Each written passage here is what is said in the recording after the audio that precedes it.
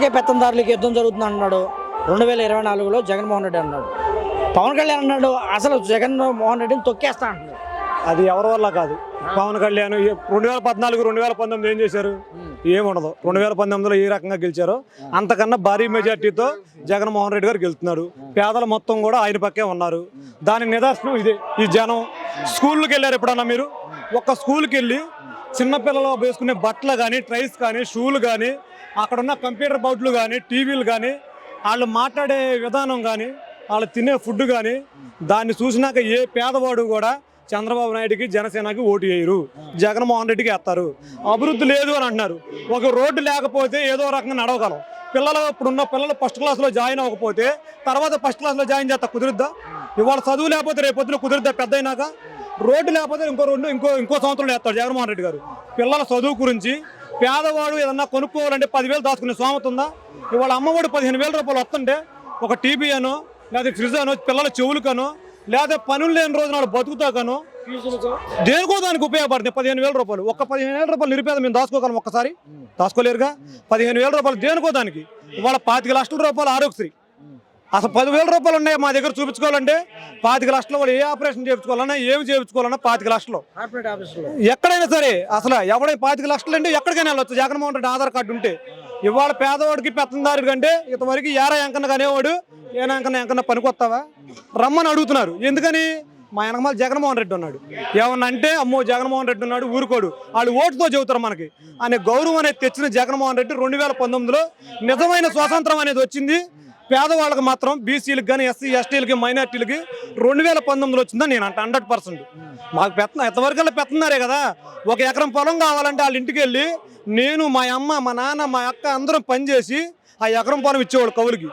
ఇవాళ ఏంటి బాబు 4 ఎకరాల పొలం ఇస్తా చేసుకోరా నాయన, ఎంకన్నా చేసుకో వాళ్ళు. మాకెందుకని? ఇంతవరకు ఒక ఎకరం పొలం ఉంటేనే బతకగలిగాం. వాళ్ళేంటి అమ్మఒడి అని, విద్యాదీవెన అని, ఆరోగ్యశ్రీ అని ఏదో రూపంగా ఇవాళ అసలు డబ్బు లేకపోయినా బతకగలం. జగన్మోహన్ రెడ్డి గారు ఇచ్చే సంక్షేమ పథకాలు, రైతు భరోసాలు, డ్వాక్రా వాళ్ళకి ఎన్ని పథకాలు ఇస్తున్నాడు. ఇవన్నీ పక్కన పెడితే నెంబర్ 1 ఏదన్నా ఉందంటే వాలంటీర్ సచివాలయం టాప్ నెంబర్ 1 అసలు ఈ ప్రపంచంలోనే.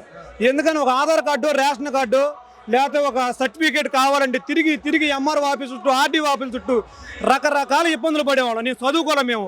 బాగుందంటున్నావు మరి వాలంటీర్లు అసలు తీసేయాలని పవన్ కళ్యాణ్. మరి అదే పవన్ కళ్యాణ్ గారు మేము వస్తే ఉంచుతామని అదే చెబుతున్నారు. అసలు నాకు పవన్ కళ్యాణ్ గురించి, చంద్రబాబు నాయుడు గురించి నేను అడగొద్దండి, నేను చెప్పను, టైం వేస్ట్. ఒక ఆధార్ కార్డు, రేషన్ కార్డు నువ్వు అరుకులు అయితే నీ ఇంటికి డైరెక్ట్గా వస్తున్నాయి అంటే మాకేం కావాలి అంతకన్నా? ఒక ఎంఆర్ఓ ఆఫీస్ మాకు తెలియదు, ఒక ఆర్డీఓ గారు తెలియదు, ఒక పోలీస్ స్టేషన్ తెలియదు. అలాంటి వ్యవస్థ మొత్తం మా కాళ్ళగాడికి ఒక ఎమ్మెల్యే మా దగ్గరకు వస్తున్నాడు కదా. అయ్యా బాబు అని చేతులు పట్టుకునే ప్రభుత్వం కావాలా? మా దగ్గరకు వచ్చి మాకు ఇది చెయ్యని మీ కావాలా? మాకు 100% మా ఇంటికి వచ్చి ఎమ్మెల్యేలైనా జగన్మోహన్ రెడ్డి గారు గడప గడపకి పంపిస్తున్నాడు ప్రతి ఎమ్మెల్యేని. కానీ రాష్ట్రంలో మార్పు వచ్చింది, మేము గెలవబోతున్నాం కొద్ది రోజుల్లోనే చంద్రబాబును పవన్ కళ్యాణ్ అంటున్నారు. ఒక చిన్న విషయం చెప్పమంటారా? పండక్కి కోడి పందాలు వేస్తారు, ఇద్దరు వేసుకుంటారు. ఏంటి? ఇద్దరు అటోళ్ళు ఇటోళ్ళు ఇద్దరు మంచిగా అనుకుంటారు. అవతల కూడా చాలా బాగుంటుంది. మీరు గమనించారా లేదు? యువతలు కొద్దిగా వీక్గా ఉంటుంది. అయినా కానీ నా కోడి కొడద్దని చెబుతాడు. అది కంపల్సరీగా అదే కొడద్దు, బాగున్నదే కొడద్ది. అంటే కంపల్సరీగా జగన్మోహన్ రెడ్డి అనే వాళ్ళు గెలుపు ఎవరు ఆపలేరు. 32,000 35,000 లోపు మెజార్టీ గెలిచాడు కళ్యాణ్ కుమార్ గారు. ఈసారి 40,000 పైన మెజార్టీతో గెలుస్తున్నాడు. కంపల్సరీగా మాకు ఉమ్మడి కృష్ణా జిల్లా కానీ, ఎడగొట్టిన కృష్ణా జిల్లాలో కానీ మినిస్టర్ అవుతున్నాడు. కరోనా టైంలో ఎవరు వచ్చినా రాపోయినా ఆశా వర్కర్లు నిజంగా మన ఇంట్లో వస్తే మనకు ఎవరు చేయలే. అసలు ఆశా వర్కర్లు కానీ, వాలంటీర్లు కానీ వాళ్ళ పేనాలు కూడా లెక్క చేయకుండా మనకు వచ్చారా? అది సీఎం గారు ఘనత కదా, మన ఎమ్మెల్యే గారు కదా. ఎంతమందికి బాగోపోతే ఆర్థిక సాయం చేసిన కళ్యాణ్ కుమార్ తెలుసా మీకు? ఎన్ని డబ్బులు లేకపోతే ఏమి లేకపోయినా సరే ఇగో నేను మీకున్నా, ఇగో నా వంతు కృషి నేను చేస్తున్నా. ఎంతసేపు ఒక రోడ్డు పోయిన దాని గురించి చదువుతారు, కనవయన్నీ లేదా? అసలు మీకు ఇంతవరకు 11 మెడికల్ కాలేజీలు ఎన్నాళ్ళ నుంచి మీకు నాకన్నా మీకు ఎక్కువ తెలుసు. 11 మెడికల్ కాలేజీలు ఉంటే వాళ్ళ 17 మెడికల్ కాలేజీలు ఏంటి ఈ 3 ఏళ్లలో? 3 ఏళ్ళగా గవర్నమెంట్ చేసింది. అసలు జిల్లా కూడా ఒకటి వచ్చింది కంపల్సరిగా. మా అదృష్టం అదేగా. పోర్టు మాకే, ఆ రోడ్లు చూడండి, ఆ ఫ్లైఓవర్లు చూడండి, ఇంకేం కావాలి?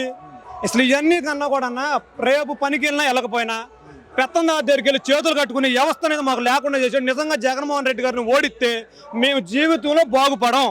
ఎందుకంటే మళ్ళీ జగన్మోహన్ రెడ్డిని గెలిపించుకుంటేనే మేము కాళ్ళు ఎగరేసుకొని తిరగలుగుతాం. చాలా పేదవాళ్ళు నేను చెప్పేది, 100% పేదవాడి సంగతి నేను చెప్పేది. పెత్తందారుల సంగతి ఉన్నవాడి సంగతి నాకు అనవసరం. మాకైతే చాలా బాగుంది, మా పిల్లలకు బాగుంది. మేము ఏ వస్తుంది ఎవరికి వెళ్ళాల్సిన అవసరం లేదు.